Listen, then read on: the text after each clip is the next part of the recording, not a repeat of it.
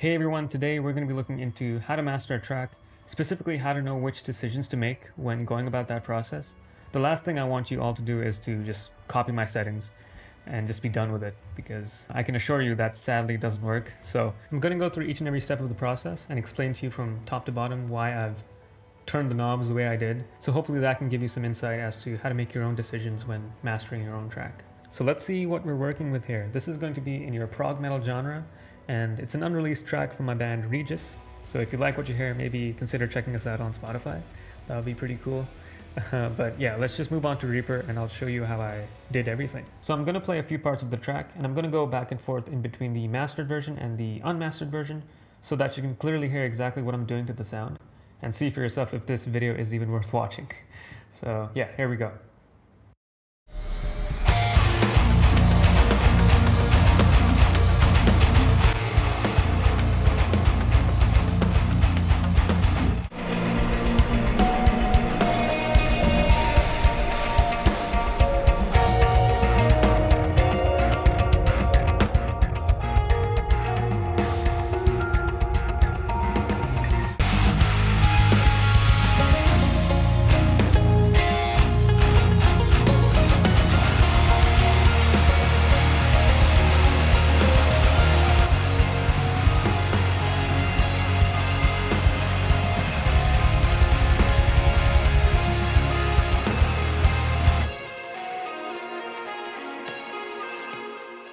So as you can probably hear, the unmastered version is a lot more dark sounding, doesn't have that same amount of energy and consistency in comparison to the mastered version, and it even has a bit of that 500 Hz gunk that isn't too pleasant sounding.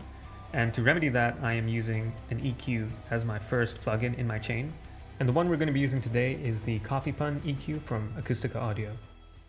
In terms of the settings, I've selected the 12K frequency to be boosted. I felt like that was a pretty good balance between the airy frequencies and the more trebly kind of sound. Gain I've set to 4, and I've set the Q factor knob at 3 o'clock. Essentially, this changes how the EQ shape is. The more it is to the right, the more of a smooth sound you're going to get, and the opposite when turning to the left.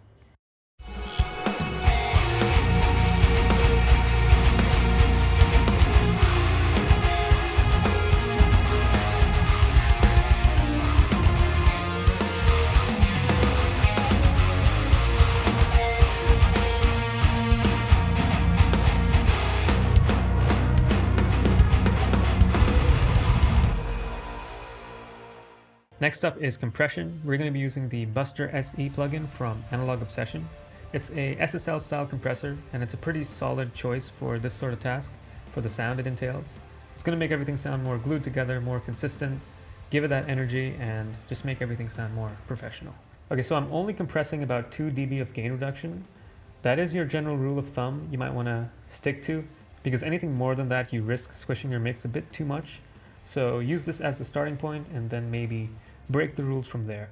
10 milliseconds is what I've kept it at for the attack, and that's because I didn't want to squish my transients too much, given that my track already is pretty consistent. I'm trying to retain the punch and impact in my snare and kick by not allowing the compressor to slam down on my transients the moment it enters into the compressor. So that is what I've set it at. And for the release, I've set it to auto, as that's going to give me the most transparent sound. It basically allows the compressor to revert back to its natural state after like a loud spike in the audio, so that everything is consistent and you don't get any sort of divots in the audio.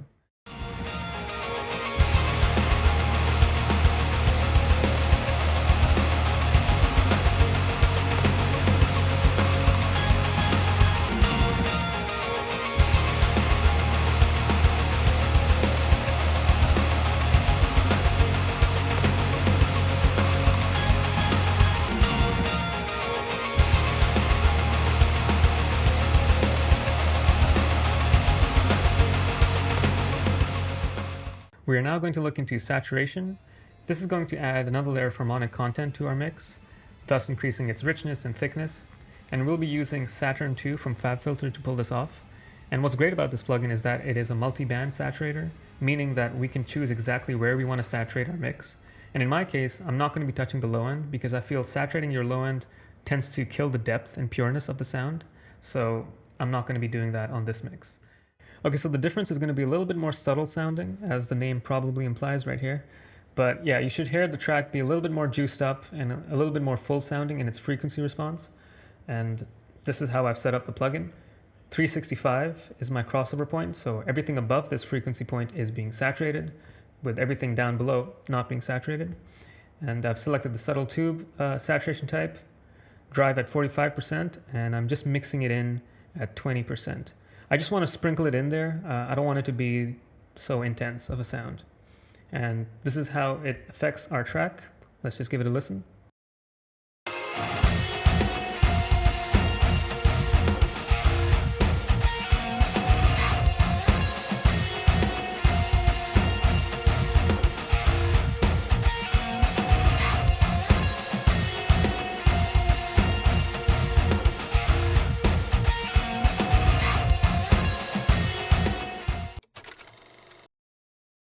We're going to compress the track a little bit more, but we're going to be using a very transparent compressor called the Weiss DS1 MK2 or Mark III.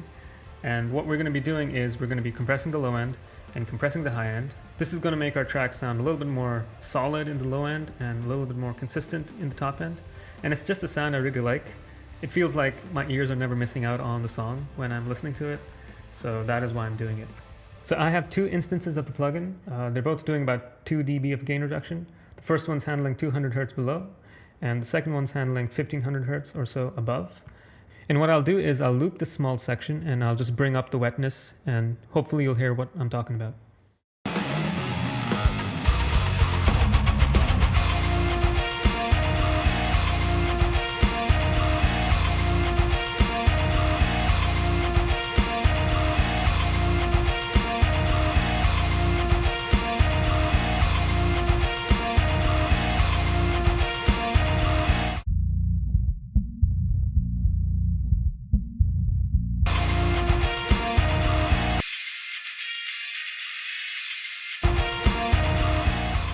Last but not least, we have the Ozone 11 plugin, and I've thrown in every single module that it comes with, but I'm not really fixing anything at this point. I'm just enhancing it. I'll just quickly go through each and every module and explain the last one being the maximizer, which is the limiting side of things. So yeah, let's just go into it. So for the first module, I have an equalizer set up, and this is bringing down the 500 Hz gunk, like I mentioned earlier, and I'm bringing up the mids a bit just to make everything sound more rich, because that's where the money is, in the mids. And next up is the low end focus. And this is going to give us that Tesseract-like punchy low end. It's really cool sounding, just adds a bit of dynamics in the lower regions. Next up is clarity. This basically makes everything sound clearer. I don't know what it does, but it's really cool. It does really make everything sound clear. I've just added about 7% to it, nothing much. Next up is the imager. And I'm basically enhancing the stereo width from about 800 Hz above. And I'm also automating this depending on the section. If it's the chorus, I'd make it wider. If it's the verse, I'd make it smaller, just so that the chorus hits harder, stuff like that. And you want to be careful when pushing this knob up, or slider up I should say, because you can really easily kill your mix if you do it too much. So keep that in mind. I've now added the impact module. I'm targeting my mids with this plugin, and I'm basically just adding some movement to them. And it's a pretty cool party trick if your mix is a little bit more on the static side, which this is, I feel. So this is something you can try out. Now lastly, we have the maximizer. This is going to bring our track up to spec for Spotify and other streaming platforms. So you really want to make sure you're doing this step. And this basically makes our track louder and gives us more energy. And in regards to the settings, I have selected the IRC4 Modern algorithm. You can use whatever you want. For the character, I've selected smooth. This is so that my limiting does not get in the way of my track, because it can get pretty intense if you were to push it up to fast and loud or very fast. So you can play around with this. Output level is set at -2 decibels and with true peak enabled. This is going to make sure our track does not distort during the transcoding process of Spotify. So do look into that. There's a whole article on Spotify's website that you can check out. I've linked it down below. Now lastly, we have the transient and sustain sliders. This basically affects how the maximizer handles transient material and sustained material in the stereo channels. Yet again, this is something you can have fun with. It's a pretty subtle difference though, so you don't need to spend too much time on it. -4 dB is the most I'm limiting on this track. It typically sits around -2.5 to -3.5. So yeah, I will now play through the track and bypass and unbypass the plugin.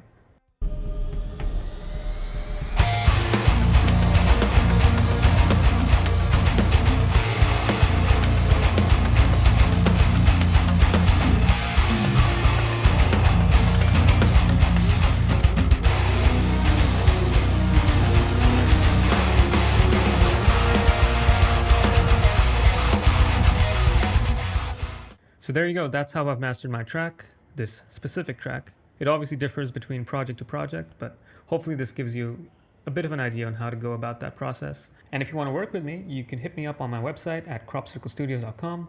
I offer all sorts of audio production services, mixing and mastering, and what have you. I also offer one-on-one sessions to help you out on your specific project. Thanks so much for watching, it really means a lot. If this video was helpful to you, do consider liking and subscribing, that would be pretty awesome. And yeah, there you go. I'll see you in the next video whenever that happens.